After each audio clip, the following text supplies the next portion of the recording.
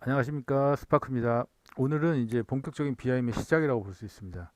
근데 기존 강좌들을 다 보셔야지만 이해가 되는 부분이니까 안 보신 분들은 오토캐드 3D, 그다음에 시빌 3D 기초 서페이스 부분 다 보고 오셔야 이해가 될 겁니다. 전체 강의로 따지면은 제가 학교에서 강의를 10년간 하면서 4개 과목을 했거든요. 그리고 BIM 특강들, 그다음에 이제 시설물 회사 IoT들 뭐 이런 부분들 다 이해하려면 강좌가 상당한 부분이 될 건데, 오늘은 이제 도로에 대해서 말씀드릴 건 사진, 그림 한번 보면서 시작하겠습니다.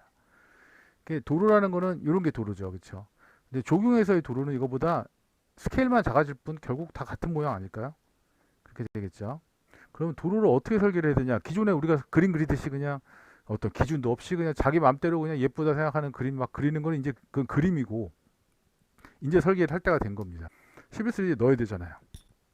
11.3D는 그냥 막 그린 도면을 받아주지 않습니다. 설계 기준에 맞춰서 집어넣어야지만 적정한 그림을 그릴 수가 있게 되기 때문에, 이제 이걸 못하게 되면 이제 선부터 못 그리는 거죠. 그리고 이제 이거를 자기가 그린 걸 맡기면 설계 기준이 안 맞기 때문에 프로그램에 입력이 안 됩니다.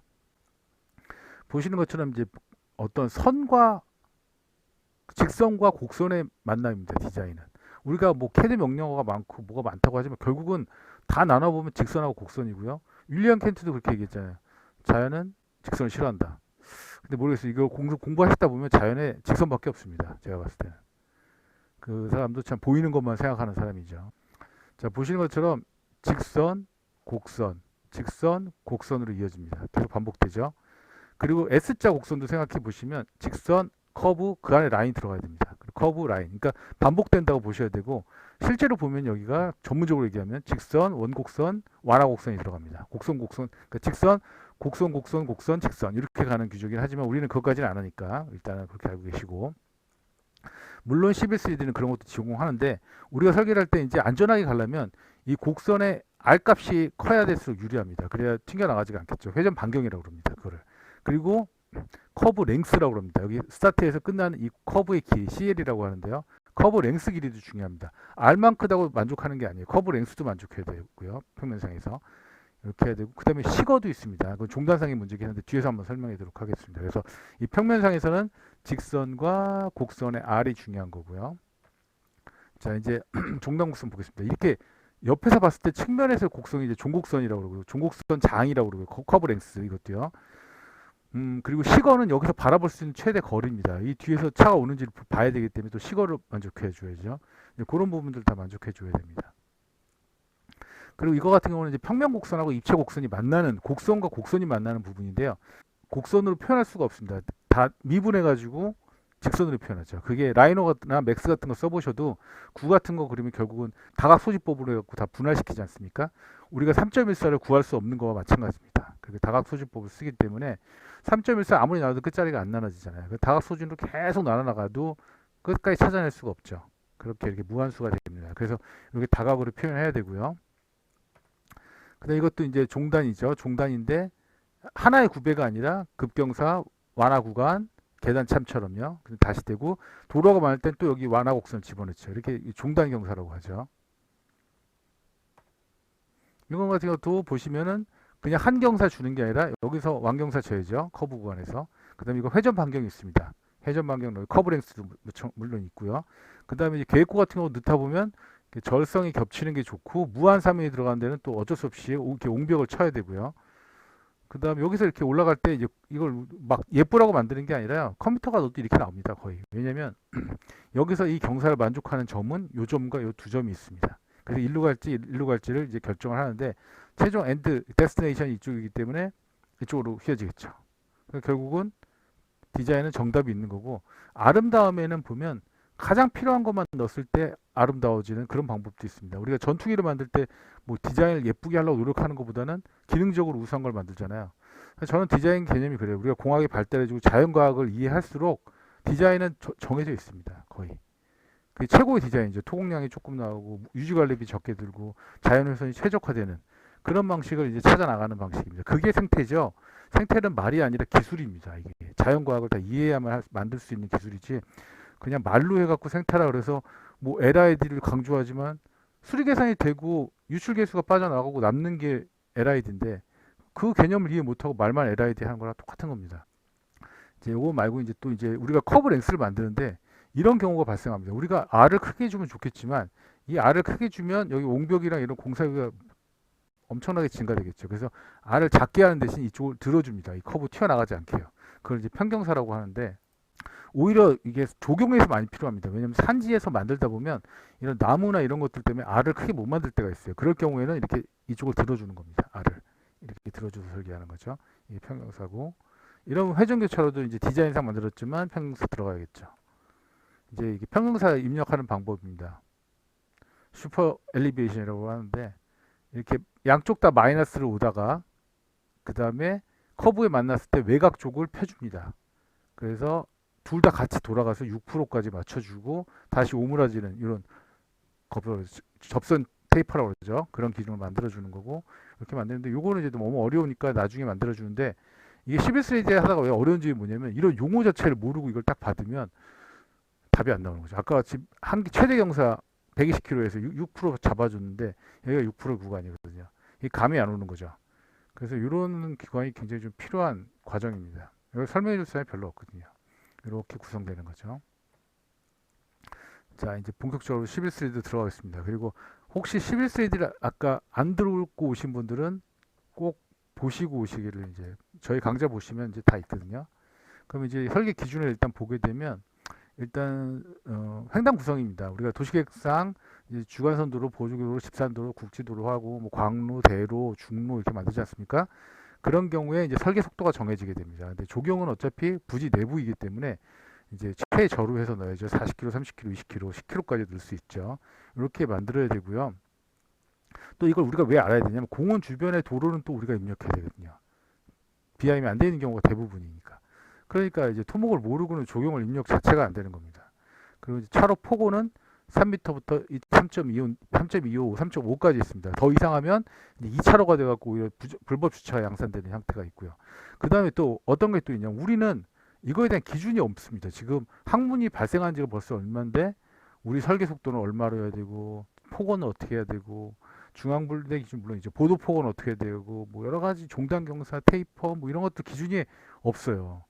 그러니까 이게 어떻게 보면 공학인지 설계인지 이거 그냥 그림인지 뭐 하고 있는지 잘 모르겠습니다. 그래서 이런 부분이 있고요. 그래서 중분대 같은 경우는 폭언이 이제 지방지역 3m, 2m인데 여기 식수대를 해야 되기 때문에 우리가 좀 알고 있어야 되는 부분이 있고 보도 폭언 또 우리나라가 타 나라에 비해서 폭없이 큽니다.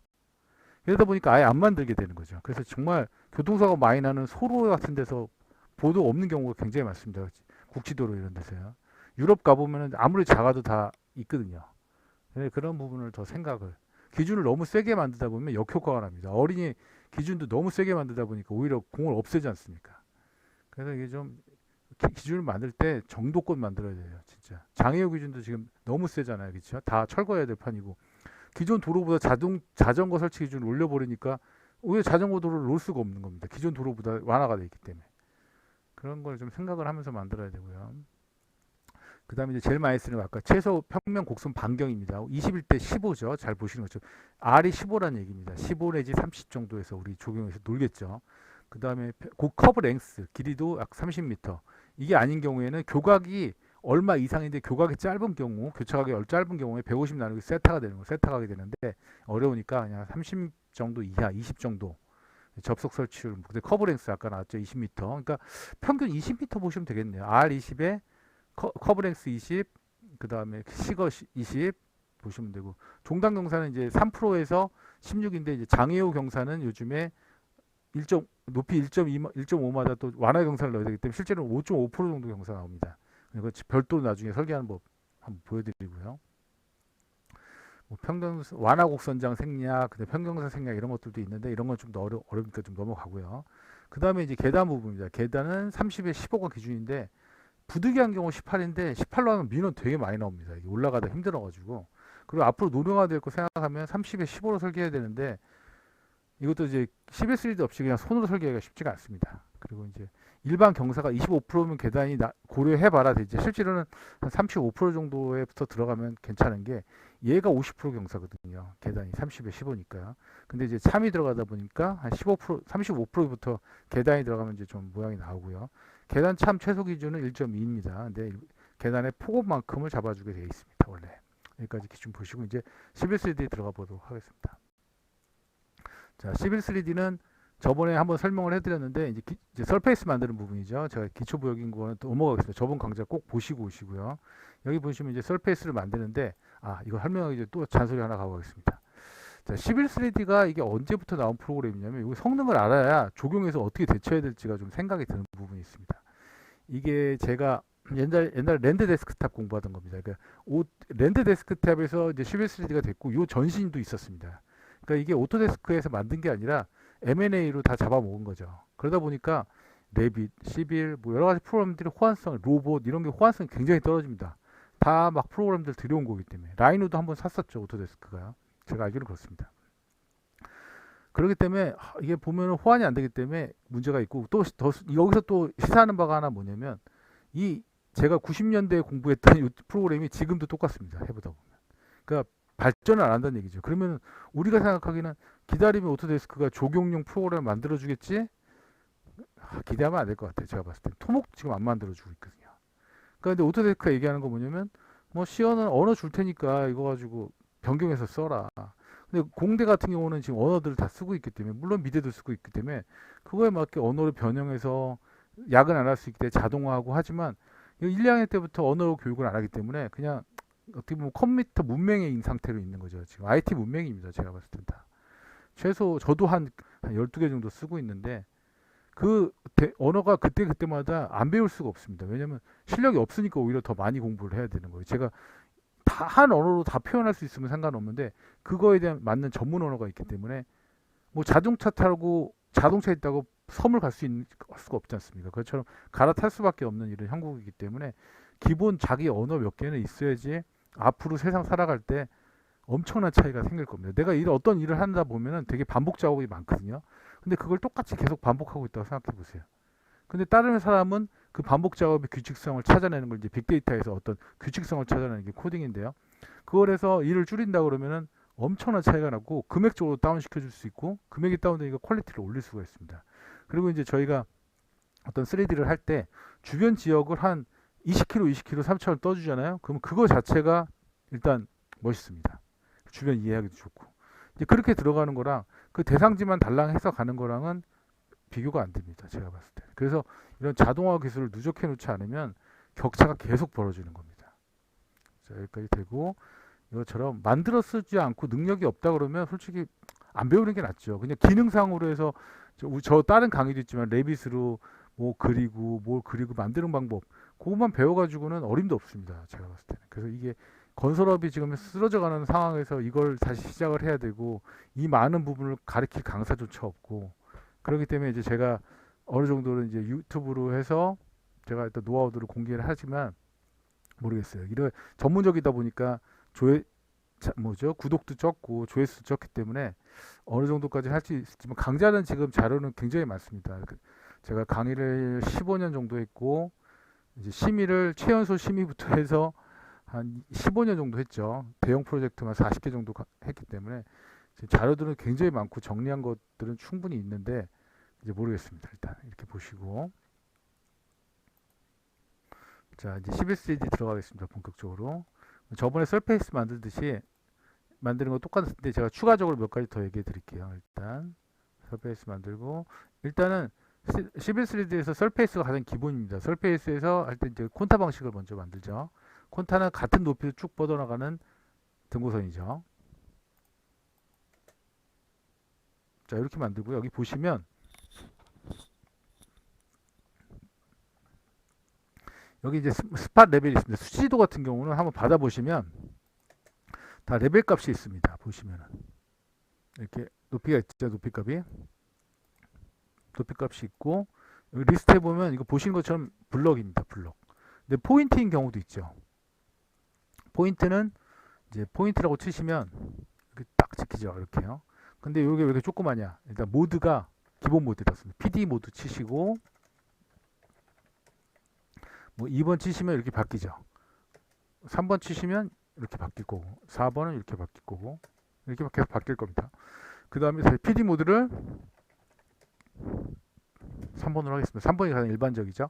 네, PD 사이즈가 있습니다. PD 사이즈를 치게 되면 뭐 3이다. 이렇게 바뀌겠죠. 리지하나만 바뀌겠죠. 언도하고요. 자, 그러면 우리가 입체를 넣는 방법이 포인트 방법, 블럭 방법이 있을 거고, 그 다음에 또 뭐가 있을까요? 라인이 있을 거고, 3차원 라인이 있을 거고, 폴리 서페이스도 있을 거고, 3D 페이스도 있습니다. 3D 페이스가 아주 괜찮은 방법이에요. 다른 방법 프로그램에서 돌아온 거나 예전에 만들었던 지형에서 또 지형을 만들 때 사용할 수 있기 때문에 3D 페이스 치시고, 이것도 저번 강좌에 다 나옵니다. 3D 페이스. 제가 그 3차원 캐드 강좌를 한 이유가 뭐냐면 이런 걸 못하면 실제로 하기 쉽지 않습니다. 자, 3차원 폴리 페이스 만들었고요. 제가 올려보겠습니다. 높이를 0,0, 한 20m 올리고요.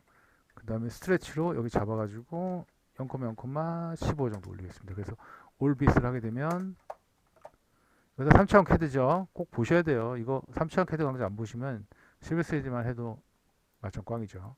자, 이렇게 놓으면 이 지형을 한번 제가 트라이로 반영시켜 보겠습니다. 여기서 여기 보면 이제 포인트 같은 경우는 여기 드로잉 오브젝트 있습니다. 포인트는 이 포인트로 넣으면 됩니다. 포인트는. 근데 이제 드로잉 오브젝트에 보면 애드에 있고 애드에서 포인트 여기서 넣어도 되네요. 라인, 블럭, 텍스트. 텍스트로도 3D 만들 수 있습니다. 그 다음에 3D 페이스, 폴리 페이스가 있습니다. 어떤 측량 기구들은 찍으면 레벨이 또 텍스트로 오는 게 있거든요. 일단 잘 쓰는 방법은 아니고요. 일단 블럭으로 해보겠습니다. 블럭으로 했을 때 이제 여기 보면 여기까지 지형이 늘어나겠죠. 지형이 늘어나는 거 볼 수가 있습니다. 근데 우리 페이스는 거들떠 보지도 않습니다. 그럼 여기 다시 애드 하셔가지고 여기서 3D 페이스 보시고 오케이 누르면 자 이거 감안해줬죠? 이렇게요. 올빗으로 보겠습니다. 이렇게 지형을 방향해 준 걸 볼 수 있습니다. 그래서 이런 기능이 왜 필요하냐면 수치 지도는 우리가 원하는 데이터를 안 갖고 있는 경우가 많습니다. 그래서 내가 여기 꼭 중요한 데가 있다 그러면 여기서 GNSS 가서 찍어주고 그 포인트를 반영해줘서 지도를 우리 설계에 맞게끔 변형해줘야 되는 그런 작업을 해야 되고 뭐 안 되면 드론으로 한다든지요. 그렇기 때문에 이 수치도 가지고 설계하는 건 솔직히 힘듭니다. 내가 어떤 수로를 정확하게 설계를 해야 되는데 거기 레벨이 없거든요. 그런데 가서 찍어줘야죠.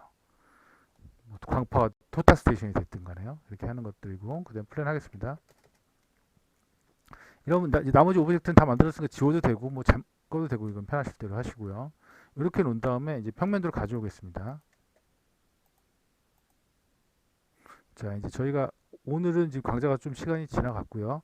다음에 할 게 이제 선형을 만들어서 작업을 할 건데 제가 여기 실제로 보면은 이거 아까 보여드렸는지 모르겠네. 보이냐?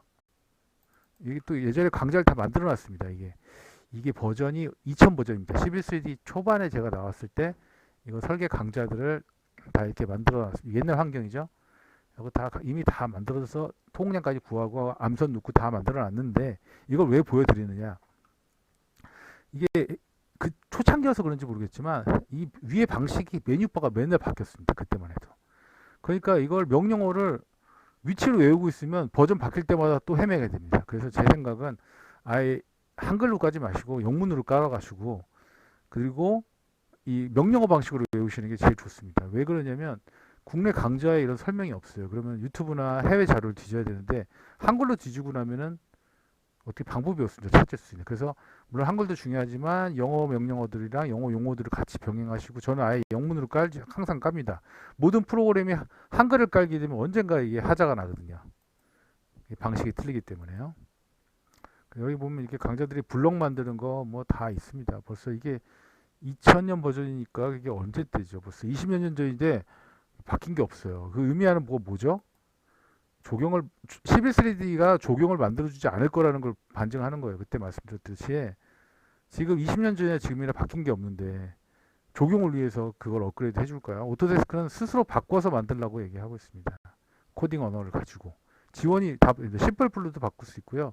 뭐 C로도 바꿀 수 있고 리습 그 다음에 다이나모 이런 걸로 다 변형해서 쓸 수 있게 되겠습니다. 그래서 기본 형태는 오토데스크가 제공해 주는데 적용에 필요한 건 만들어 써라 이런 논리입니다. 그러니까 지금 학교에서 해야 될 거는 1, 2학년 때 이제 코딩 언어 몇 개를 배우지 않고 입학을 해갖고 하면은요.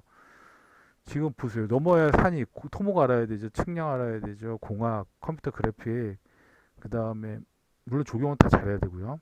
자, 저희가 이제 다음 시간에 할 거는 뭐냐면 이게 이제 중심 선형을 이제 선형을 해가지고 선형을 배치해서 기존 도로를 선형대로 한번 설치해 볼 겁니다.